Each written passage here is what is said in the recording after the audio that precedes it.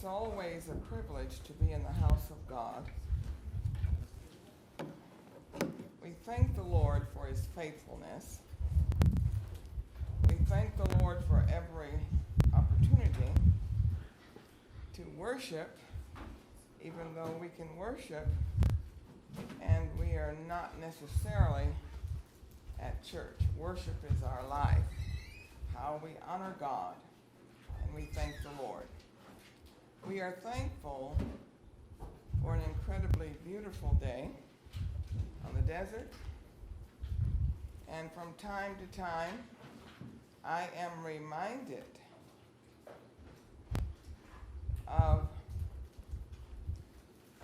the many months that I could just look out of the window. I was too ill. Is it open? Thank you, sweetheart. I was too ill to even go out. And so when I see beautiful days like this, I have a heart of thanksgiving. Thankful for God's graciousness to me and to us, and realizing that at our longest we don't have a lot of time to prepare for the days ahead or our future. We're inclined to, especially on a beautiful day like this, and we can go out and run or walk or sing or whatever it is, it feels like we have forever, but we do not. And so it behooves us to use the time we have to the glory of God, that we seek to build on those things that will impact our lives now and in the future. And when we consider that, then we are building and making a proper place for our souls. We need to build and make a proper place here and then be prepared for eternity. There are situations where we may not realize that each day, we are creating and building on the foundation that is our present and our future. Many times, including last night, but many times over the years, we have situations where we encourage people to prepare for their adult life, whether it's education or jobs or careers, whatever it may be. Last night we had some graduates who were graduating from high school. Others graduated from college, and that's a blessing.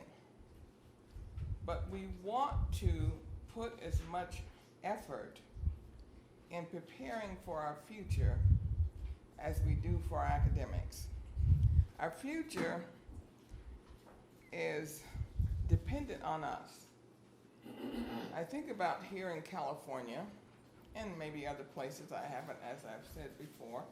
I don't recall giving a great deal of focus on other places, but we have power plants.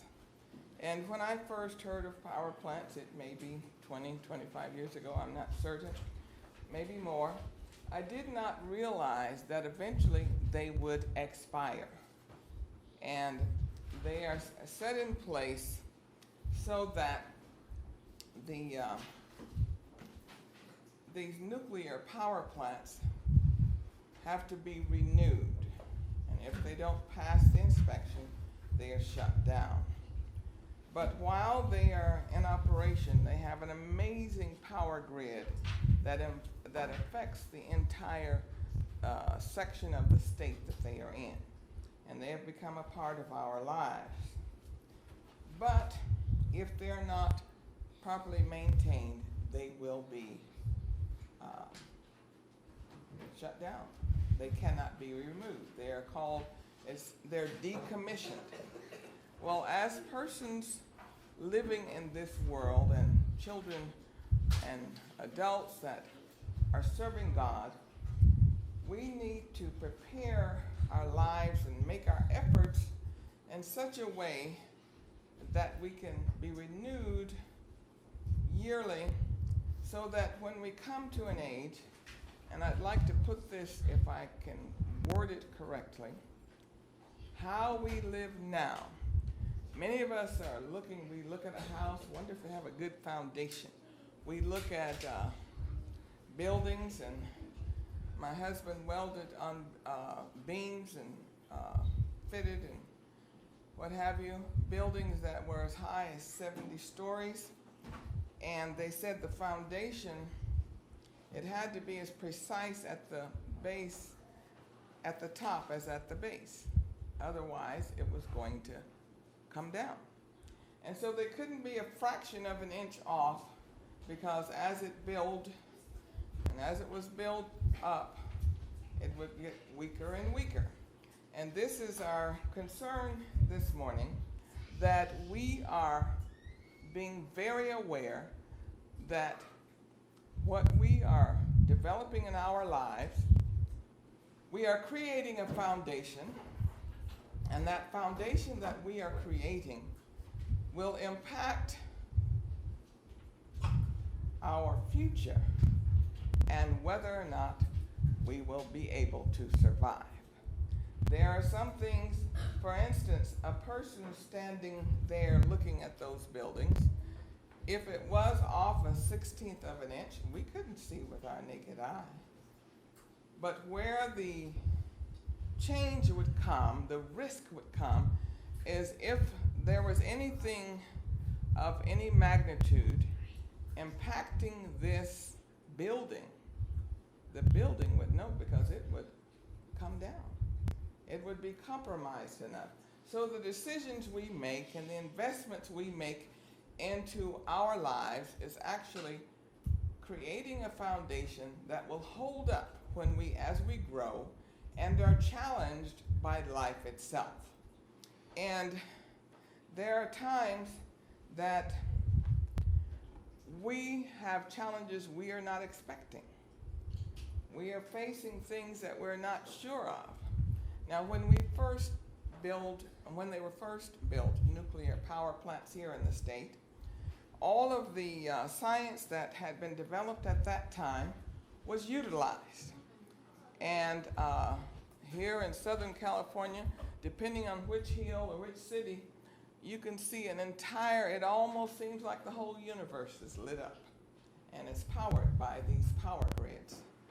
But even if they become weakened by whether it's internal or external resources, they will break down. And I'm not certain how many we have, but I do know we have some that have been decommissioned. But we don't want, as persons, as individuals, we don't want to be decommissioned.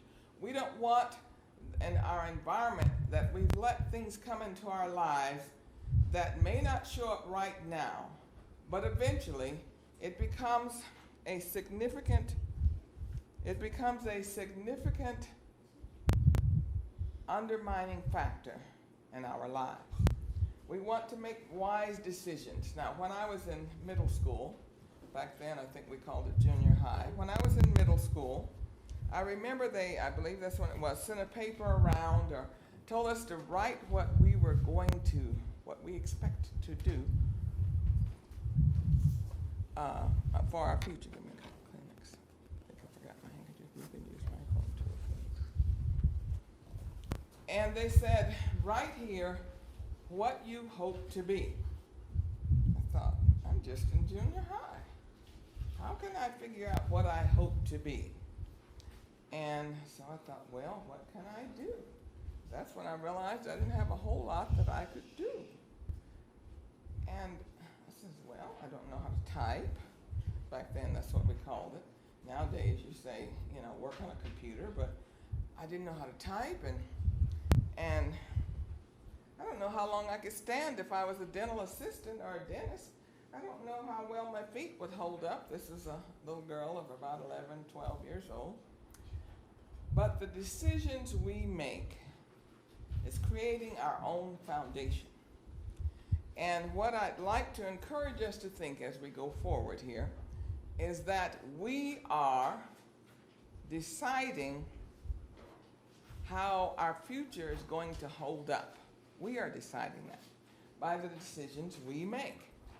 And as incredible and as powerful and as amazing as nuclear power plants are, they built into the process to check it, assess it, and see if it was going to, in other words, every so many years we come back, should we keep this running? Can it survive? And I didn't realize that. At one point I thought once they set them up, they ran forever. But they don't. And with you and I, as young children, as teenagers, as young adults, as we get older, we are still affecting where we're standing and how well we can stand there. And so it's very important that we consider the decisions we make and the privileges we have. We are privileged to be in the presence of God, to hear the word of God, to understand what God has designed for us. We'd like to turn over to Genesis, the 11th chapter. Some of you may be familiar with this scripture, but we'd like to use it to highlight our concern, our burden. Genesis 11, we'll begin at the first verse. Nuclear power plants and many other amazing feats did not just begin right now. I believe it was yesterday, as we were going down the freeway, this big truck, diesel, came by with a flatbed. And it had, what did you call those, Alicia? Transformers. I didn't know transformers could be this big. And so we were trying to figure out, so these must be the kind that sit up way up on the mountain, because I'd never seen anything up close. Each of the connections to this piece of material was the size of a barrel. I don't know how big around, and they were all, it was several transformer outfits on there, but they were coming out of there, and I thought, how can man create such an incredible, what factory, what abilities? And then they're going to take it in some location and have to have some major equipment to put it in place, and it was going to work. But they had to be precise to the point of no error, so that once they got it to its location, it would work. Well, each of us have the privilege of making decisions about our lives. It doesn't begin when we're 65 years old, like I am. It begins when we're young, when we're children. The decisions we make can, well, let's put it like this. Would each of us like to have our only option for a foundation to be built by us? Because we are doing that. And so, God gives us directions and abilities, and we are then able to carry on. Let us read here in Genesis, because I feel like the persons here in Genesis reminds me of present day builders, creators, scientists, and so forth. Genesis 11:1. And the whole earth was of one language. Can you imagine that? And of one speech. And it came to pass as they journeyed from the east that they found a plain in the land of Shinar, and they dwelt there.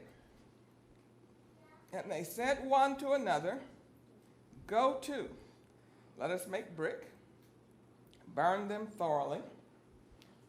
I don't know how many of us have experienced brick. We see a lot of brick, but what they do is they make a substance, and then after it's put together, it has to be fired in a certain heat to make it very strong.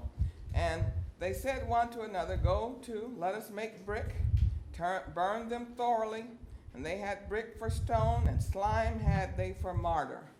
Slime might be kind of like a clayish or substance that will help hold them together. And they said, Go to, let us build us a city and a tower, whose top may reach unto heaven.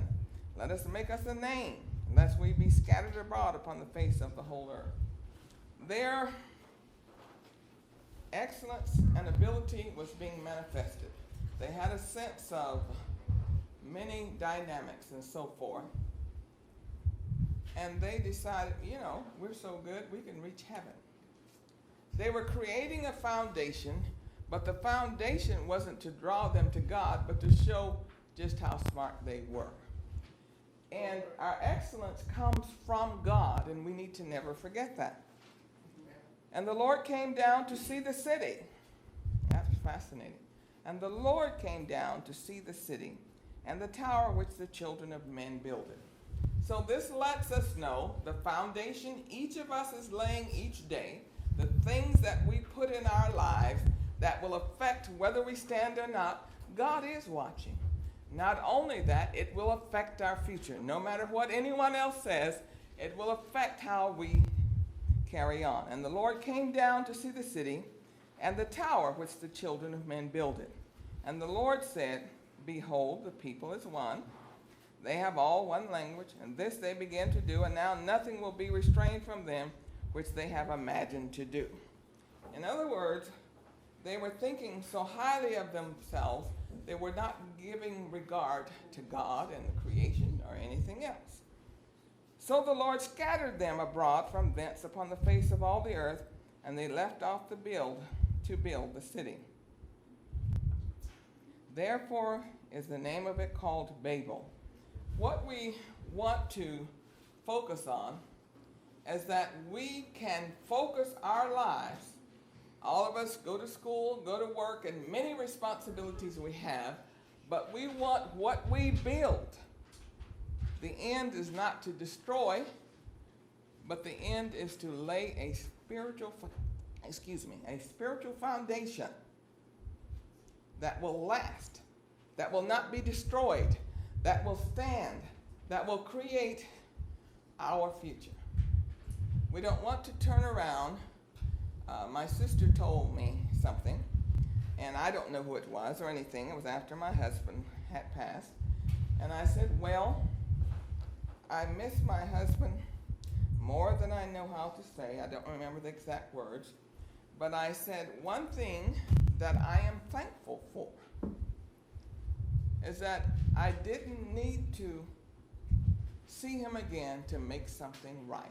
It was already right. That is building our foundation each day as if it's the last day, so that it does not crumble in eternity. We are building a foundation, and what I want to get across, may the Lord help me, is that we have within our power to affect it. We have within our power to arrange and make decisions that will not cause us to be decommissioned, that will not break down. Does not mean that you have to be in a straitjacket, but what it means is you want to make decisions that come into your life to be wise. Decisions you make as a young man or young woman will affect your adult life. And from time to time, you've heard my son Aaron refer to his grandfather in the picture there by the white car. And he says, thank you, Grandpa Chandler, for the decisions you made that even though I never met you. Grandpa Chandler had passed,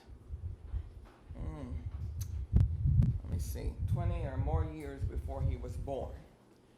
And he said, thank you, because the foundation and the decisions Grandpa Chandler made in his life are affecting the foundation and the decisions he is now making as a young man. And so what I would find somewhat disconcerting is after I reached a certain point, if I had looked around and realized that I undermined my own self. I didn't lay a proper foundation, so that now, when I had children and raised them, that I could not give them the support they needed. The blessing is that wherever we are in life, start making right decisions that will create a foundation that God will not find lacking. We can start making a decision that will allow us to develop as powerful, strong men and women of God. Doesn't matter whether we're even of an age to raise a family, but if we are of an age to raise a family, God has committed and obligated himself to see us through if we are making wise decisions. In the age we're living in, we are faced daily with decisions. Is this the right thing to do? God will guide us into that place because we don't want a decision we make now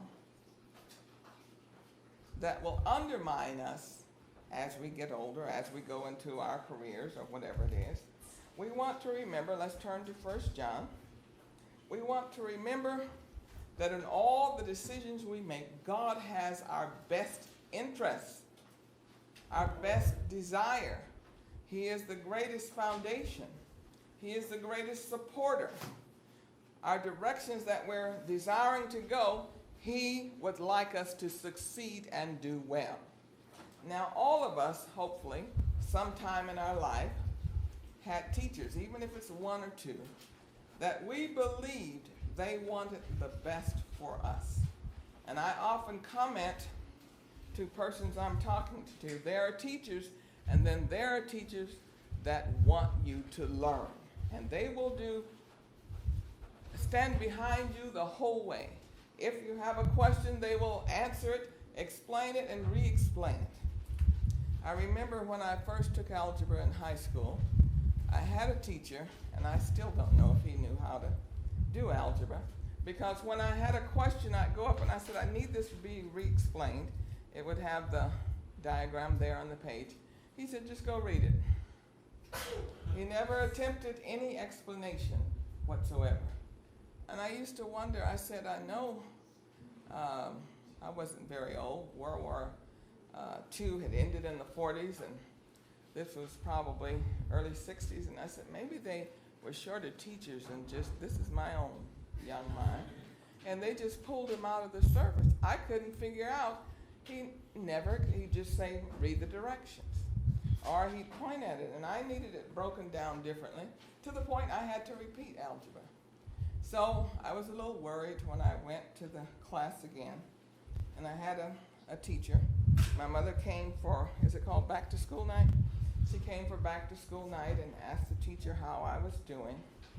And I wasn't certain what she was going to say, but she told my mother that she's one of my best students, and she was very thorough in explaining.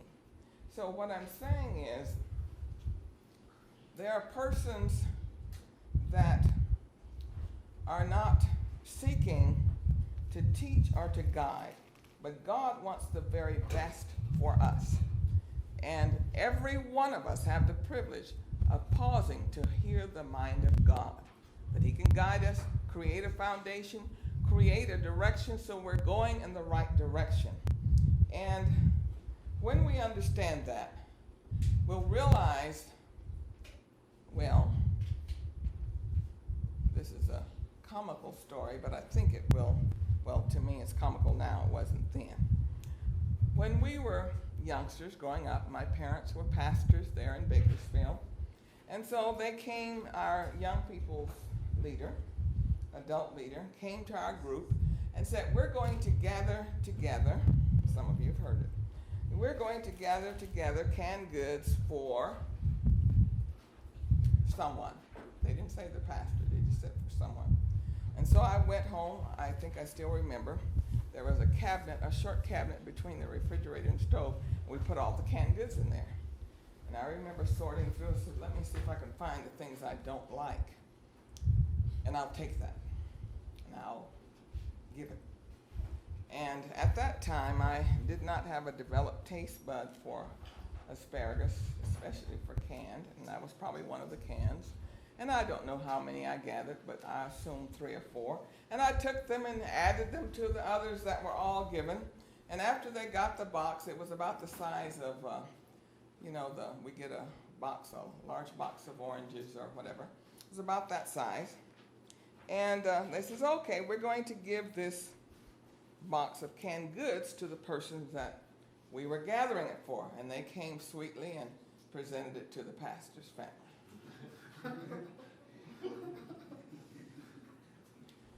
And so I got my canned goods back that I didn't like. And like I said, it's comical now. It wasn't funny then. But the point is, we are investing in our own lives. We are making decisions that will affect our own lives. So God gives us the privilege of doing that, making wise decisions, investing in a way that when we come face to face with our future, we have invested well. We have made wise decisions. Let us turn, did I say that, to St. John, the 1st chapter. We'll begin reading at the 11th verse. He came unto his own, and his own received him not. This is Jesus. But as many as received him, to them gave he power to become the sons of God, even to them that believe on his name, which were born not of blood, nor of the will of the flesh, nor of the will of man, but of God. We have heard of salvation and the plan of God for all of our lives, some of us. But what we have to realize is absolutely meant for us. Let's read that again. He came unto his own, and his own received him not. But as many as received him, to them gave he power to become the sons of God, even to them that believe on his name. In other words, investing in us so that the decisions we make will make an eternal difference in our lives. But as many as received him, to them gave he power to become the sons of God, even to them that believe on his name, which were born not of blood, nor of the will of the flesh, nor of the will of man, but of God. And the Word was made flesh, dwelt among us, and we beheld his glory, the glory as of the only begotten of the Father, full of grace and truth. When we have understanding that God created his Son for our benefit and for us to do well, we want to invest in our lives, finding as much about God to put in our lives, because we're going to come full circle, and what we have invested in, that's going to be ours. John bare witness of him and cried, saying, This was he of whom I spake. He that cometh after me is preferred before me, for he was before me. And of his fullness have all we received in grace for grace. For the law was given by Moses, but grace and truth came by Jesus Christ. Many times we are faced in life as men and women with situations that are out of our hand. But the foundation we build and the blessings of our soul, God does allow it to be in our hand. We can humble our hearts to him. We can let him know, I desire to go forward, but I need your divine direction. I need your strength. I need your support. And I don't want to make the wrong decision. And it's not a decision at all, but at least I didn't think so. I was driving down, it's been about, it might be 10 years ago now, I'm not certain, riding right down here on, let's see, where is it? Bear Valley, between 395 and Baldy Mesa Road. And as we approached people on the side of the road, a large, new-looking pickup truck had hit a bicycle rider. And I was grieved, and he was still alive at the time. I thought, what happened? It happened just before. And they got out and were trying to see what they could do. An ambulance hadn't even come yet, so it just happened. Eventually, we found out in just a few days who it was. It was a friend of my son Bryce's. It was his father. Bryce went to the funeral. As a result, on many of our narrow roads don't have enough space for a bicycle rider. And when I see one, I start praying for them. That has such an impact on me, that this was my son's friend's father that we saw there. And I just said, Lord, will you please protect them? They don't know who I am, but I am so moved every time that I realize I saw that man and he just had a few more breaths to take and he died. I don't know that he died there because I kept going purposely not to crowd the roadway because they had stopped and were assisting him.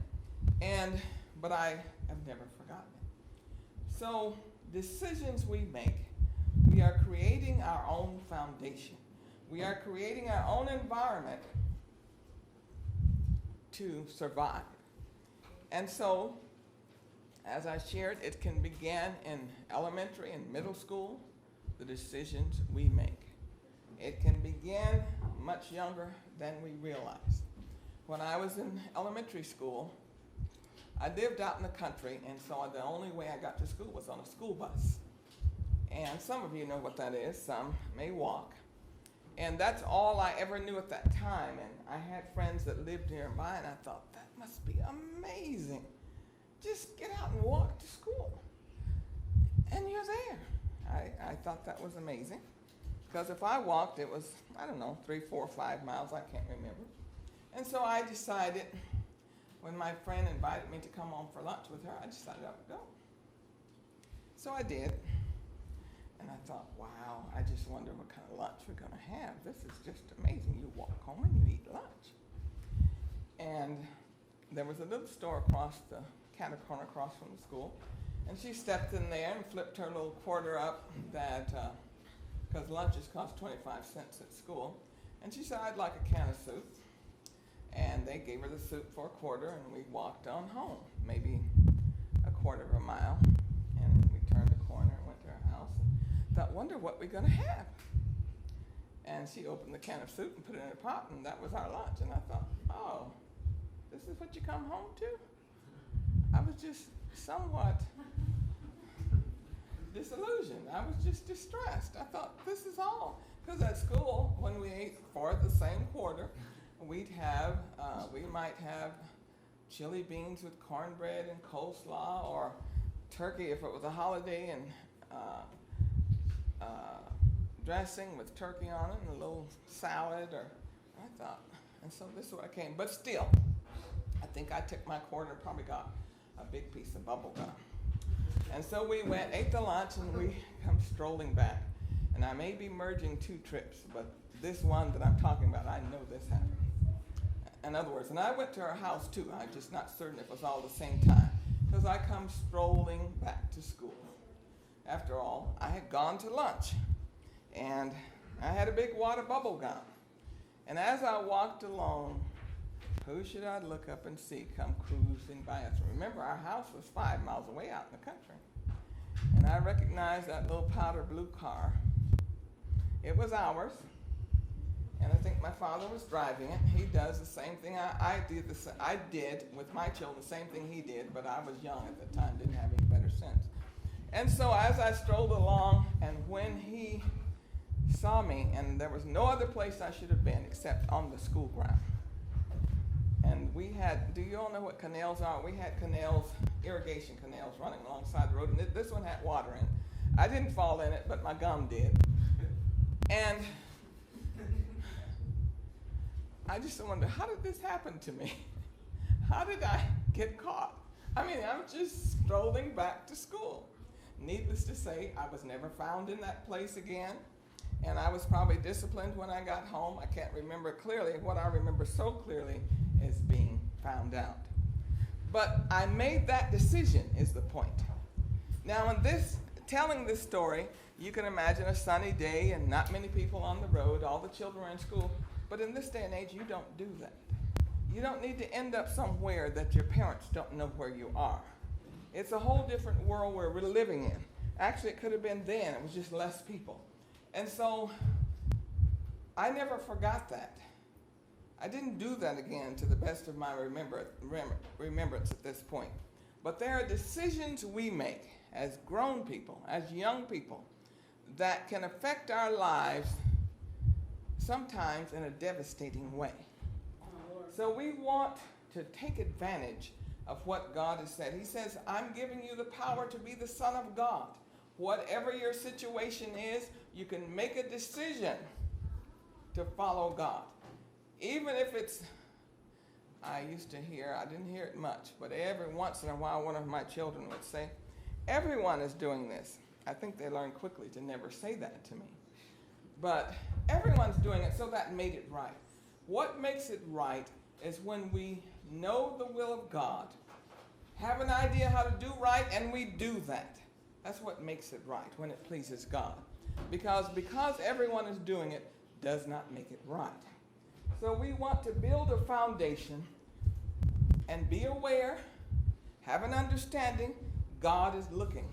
The scripture in Genesis said God came down and looked at it, looked over it. But he didn't just look at the structure. He looked at the hearts of those people. And he perceived the spirit they were of. And he broke that up to never be again. Well, we want, when God comes to look at us and our environment, that he will be pleased with our lives, our decisions, and you won't be attempting to do that every once in a while children will do. Well, I did this because, and that's as far as they got in our house. The only thing you can say is, I am sorry for what I did. Because we have the privilege of creating an environment and a foundation in our lives that will stand the test of time as we live here and as we go on to be with God. Romans 10:1. No, Romans 2:1. Therefore thou art inexcusable, O man, whosoever thou art that judgest, for wherein thou judgest another, thou condemnest thyself, for thou that judgest doest the same thing. The point being, God is not going to hear us when we say, well, I wouldn't have done it if somebody else hadn't. The point is, he is a faithful God, and he will judge us according to our behavior. He judge us according to the things that we have done. The 10th verse says, but glory, honor, and peace to every man that worketh good, to the Jew first and also to the Gentile. For there is no respect of person with God. For not the hearers of the law are just before God, but the doers of the law shall be justified. And what that in some way is saying, that the decisions you make that will create an environment for your future, you are responsible for and you will be held accountable to. And so it's important that we don't find ourselves being persuaded or allowing ourselves to be persuaded, because God is holding us responsible for all that we do. The same chapter 2, verse 16. In the day when God shall judge the secrets of men by Jesus Christ, according to my gospel. In other words, God will do for each of us, what was our first scripture? He said God came down and looked at what they were doing. God is going to be looking at what we are doing. God is going to judge that according to us. We're not going to say, you were standing next to that person and that's why you find yourself here. He's going to look at you and your heart. So while we have the option here on earth to affect our foundation here on earth, let us make wise decisions. Let us make decisions that will find us creating an environment. And that's why the story I told about walking down the road, that's why when my children were little, and other children too, I'd say to them, no, I don't want to hear about anyone else. I just want to hear about you. I want to know what you have done. And so they learn to report themselves, to address themselves. Another thing that I did is that when children desire something from me, and some of you have learned that, a child will come and say, I need one for this one and this one and this one. And I said, no, they can have one, but you can't take it to them. They have to come and ask for themselves. And it's readily available. Well, this God requires of us, that we ask for whatever strength, whatever blessing, whatever direction, but we must ask for it. And God will readily give it to us. Amen. And so it's important that we seek Him. And this is why I said the framework of our foundation and how we survive is within our power. God will give us strength to resist those things that will undermine it, and to succeed at those things that will strengthen. I used to watch my husband weld, and they're at home. And it seems so, and I'm an expert sweeper. I don't even know anyone that can sweep better than me, because my mother trained me. I didn't appreciate it when she was training me, believe me. But she'd say, sweep that, and I'd sweep it. She said, sweep it again. It's not clean. I said, how does she see? You know, I knew my eyes were young. Sweep it again. Sweep it again. To the point I thought, we're just going over this floor. But I learned to sweep. I learned to sweep a floor that when it finished, it looked amazing. Taught my children the same way.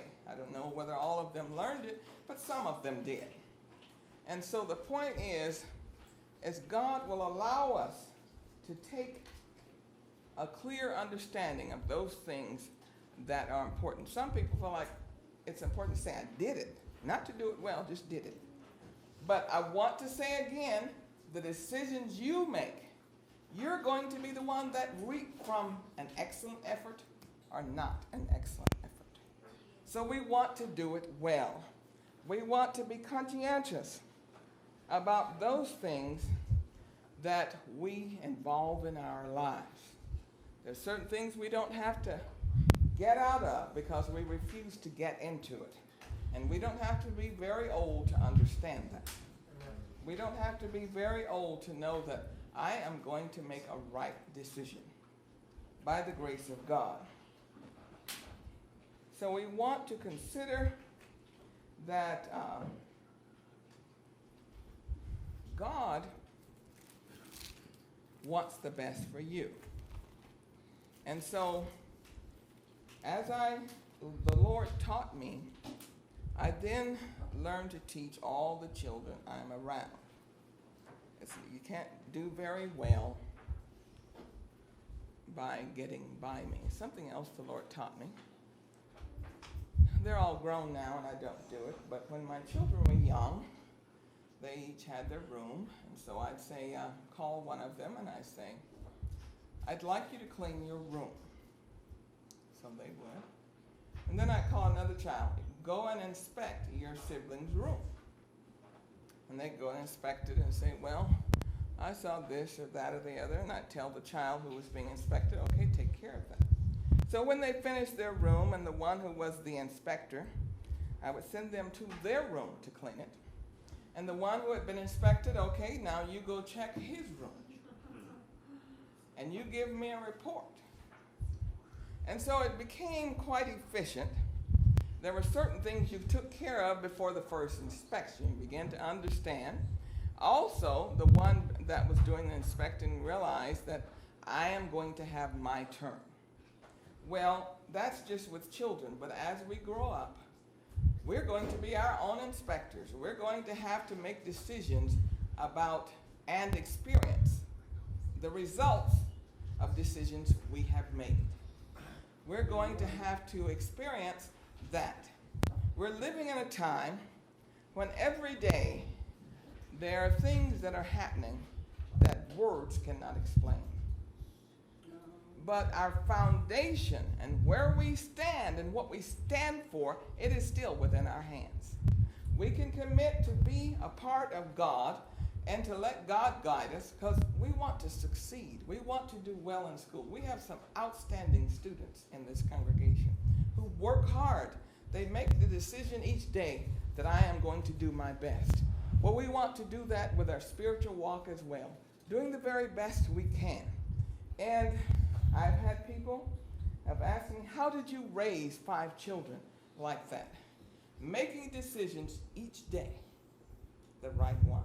Oh, Lord. I didn't say, oh, when they get to be about 15, I'm going to start working at it. It began when they drew their first breath, and I looked at them. And what was the only experience other than me feeding them that they could respond to me? Every baby I had, I considered the sound of my voice and the impact it was going to have on them every day. Now, I did that privately. I wasn't thinking about anyone else listening, but I've had people approach me and say, I watched you. I know how you spoke to your children. I heard you speak to your babies. But these were decisions I made each day, knowing that someday these would be grown people. And so each time I spoke, when I held the baby in my arms, when I spoke to them, even when I chastised them as they got older. And I had one of my children went to visit someone, and they was precious. The person that was taking care of them was precious to me and precious to the child. And they had a particular way they were disciplining one of my children. And they said to the person that was speaking to them, and I personally don't feel that they did anything that was of a concern, but my child said to the adult, my mommy don't say my name like that. They probably needed to be spoken just the way they were spoken to. But I had spent, as I said, the Lord taught me from the first time I said my children's name, how to say it, how to speak to them, laying a foundation, and one that I was going to meet face to face again, not because I died, but because I lived. And so we want the Lord to consider, be willing to guide us, and we willing to hear. I remember, like I told you, I think I've told you here recently, or maybe it was in Los Angeles, someone saying to me, we don't hear people speaking to their husbands like you do. And I was trying to figure out, what did I say? I didn't realize someone was listening. I thought, I still don't know what I said. But he said, did you hear, and I don't know if they spoke to someone, did you hear the way she spoke to her husband? And I was hoping it was lovely, but that was the point. They said you spoke to him, in such a way it got their attention. Laying a foundation, making that decision one day at a time. One day at a time. So therefore, I didn't have a catalog of a month, 2 months, a few years that, well, let me navigate through this. And so that's how I raised my children, one day at a time. Seeking that the foundation of that day, God was pleased with. That I listened at his directives. That I listened to my interactions with other people. That I listened when I encountered strangers. When I encountered people I know. When I encountered people that were not righteous. One day at a time, laying a foundation that God was going to support. So when he came down to the earth and he looked and see what I was building, he didn't say this needs to be destroyed. But he could support it. And each of us have that privilege and responsibility. Each of us is within our power. I remember one of my children, I want to say middle school, might have been middle school, went to get their eyes checked. And it was rather bold for this optometrist to do this, but they couldn't see whatever it was he was asking them to see and read. And he said, you can't see that, you can't do that. He said, you know what, you're going to end up as a juvenile delinquent. Said it to me and my child. And I said, oh no, not my child. That will not happen. You don't even have to worry about it. No need for you to say it again. It will not happen. Because by the grace of God, I was building each day, sometimes each hour, for their well-being, their support, their success. And so there are decisions sometimes that we make, like the prodigal son. He had a wonderful father, I don't even know if the scripture speaks of his mother. And when I say a wonderful father, he was prosperous, and he served God from all evidence. But the son realized his father had just a little bit of money on hand, and some of this, I believe, is supposed to be mine. Give me what's mine, and I'm on the road. And he left. And he was on the road and had a very interesting and exciting life. I believe the scripture specifically said they had parties and rowdy behavior and probably consuming things that were not healthy. And this was over 2 centuries ago. They were behaving just like this. And then when he came to the end of his situation, he said, you know, I have a home. I have a father. Let me go back. And so, as was the mode for many people, he walked and traveled back to his father's house. And I love this part because this was not unusual for my father to do this, is that the father would check the road each day, probably for a few years, who knows, see if his son was coming back.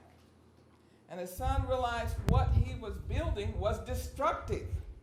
And he turned and came home. And as he came home, he looked up and saw his father watching. And he ran to meet his father, and his father ran to meet the son. So if we have built it on a foundation that is now showing it needs to be decommissioned, there is still hope. We can turn to God, and he will respond to us. And that's one of the most precious things in the Bible. I remember I walked almost a mile to school each day. And so I started out, headed home. And our family, my father was an evangelist, pastor, minister, filled the role of bishop. And so he covered hundreds and thousands of miles every year. And so every year he'd travel on the ground 100,000 miles. And in the plane, I don't know how many thousand. And so at the end of the year, he'd need a new car. And so you couldn't necessarily tell how old it was till you looked inside. And back in those days, I've heard it said they would roll the miles back. It's illegal now, thank goodness. But anyway, 100,000 miles. And so when he came to pick me up, I didn't necessarily know which car he would be in, if it was time to get a new car. So I remember walking, and I said, my father sat really erect. He was about, even though he was born in 1912, he was about 6'2", and he'd sit about like this. And I thought, that person is sitting like Daddy, but I'm not really certain that's him. And so I'd get a little closer. Yeah, maybe. I mean, you don't walk up to a strange man in a car. And so I'd look and look. And my father had a big smile. That's probably where mine comes from. And so when I he wouldn't be smiling at anything. He'd just be sitting there. But when I get close enough, he probably could tell what was going on in my mind, and he'd smile, and I'd realize it was him. And so what I'm saying is that as I walked toward him, I realized he was watching and waiting for me. And he wanted to see my reaction to the new vehicle. Like I said, I didn't know the rest of the world didn't drive 100,000 miles a year. I thought everyone did that. And I don't know how many. But the point is he was watching for me. That was my earthly father. Our heavenly Father, and this is critical, because there are decisions we can make that we may not recover from except God deliver us. So make the right decision now. Make the right decision. Make wise decisions. Choose not to follow the crowd. Choose to seek God in his direction. Choose to find out what God has for you. And believe me, it's an exciting life. Believe me, it's a challenging life. Believe me, it's a life of adventure. God, when he can trust you to follow his directives, he will give you a little bit of his blessing and his power and his grace and his will. And when I realized, when I was there dying, 7 years ago, I think it was now, and realizing that I couldn't even sit up to feed myself, unless God had mercy, I wouldn't be here very long. But I sought God that if he would have pity and mercy on me, I wanted to live. And I remember my son, Bryce, took a leave of absence from school. They gave him permission to take an absence, and he said, Mommy, you need to think on positive things. And he shared a letter from a friend of his as well. Think on those things that are uplifting, that are supporting, that gives the mind an inspiration to go forward. Well, I was on my deathbed, but we don't have to be on our deathbed to make wise decisions, to think on those things that will cause us to grow, to think on those things that will support our spiritual walk. We need to make that, because that will decide what your foundation will be and how you will be able to go forward as individuals. And something my mother said, and I say it often in my mind, sometimes out loud, and I even tell people around me, because people will start saying, I don't think they're going to do that. I don't think this is going to succeed. I don't think this is going to happen. I don't know. I said, don't say what you don't want to happen. Don't ever say that. You say what you want to happen. You say what will support you in the place that God is pleased with. Amen. And as a result of that, as I said, when I realized that I was a widow, I didn't have any lament that, oh my goodness, the only reason I would have wanted my husband to stay here is because I loved him, not because I needed to make something right. And as I shared this story with my sister, I said, many people, this may not be important. I said, but it's very precious to me. I didn't need to see him to correct anything. And she said, oh, it's critically important. And she told me a story. I don't know who it was, but that was, she said there was a woman, I think at a funeral, may have been her husband, I don't know, I think it was. Well, whoever it was someone dear to her. And she was lamenting out loud, wringing her hands in great distress. She said, if only I had 5 more minutes. In other words, in that 5 minutes, we think, we'll take care of this, we'll ask forgiveness for that. When I spoke roughly the night before, when I've been holding this grudge for however many weeks, when I did this, I could have taken care of all of that in 5 minutes. Don't leave those things, because you are going to come face to face, even while you live, to the foundation you have laid.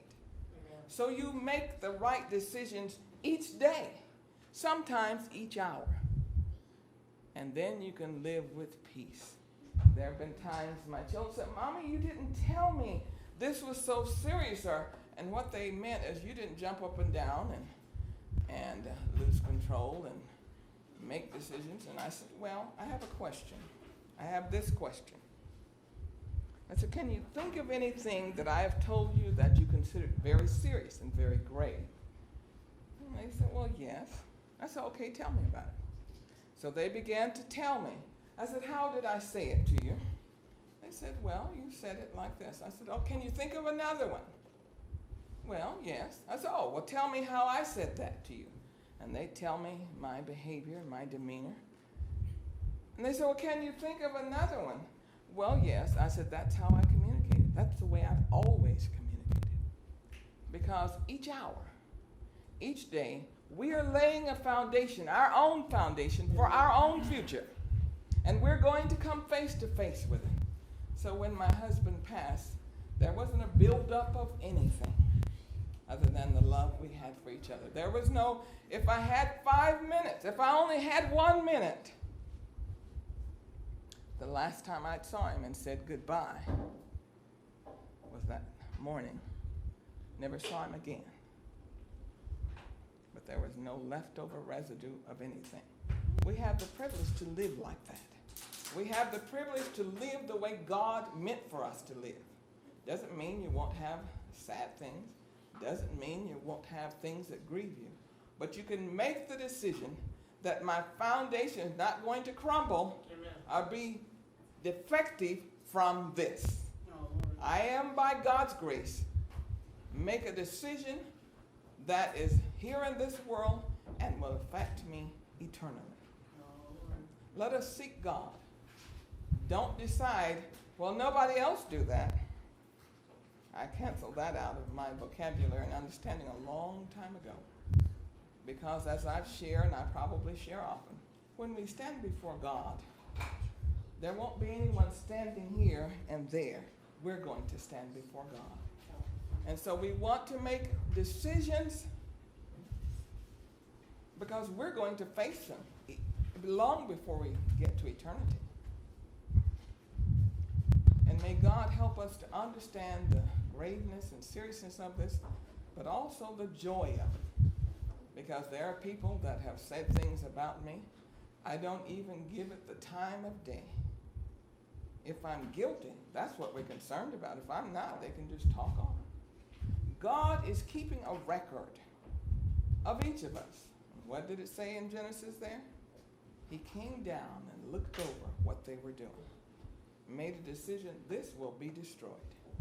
May God help us. We want God to be our builder, not our destructor.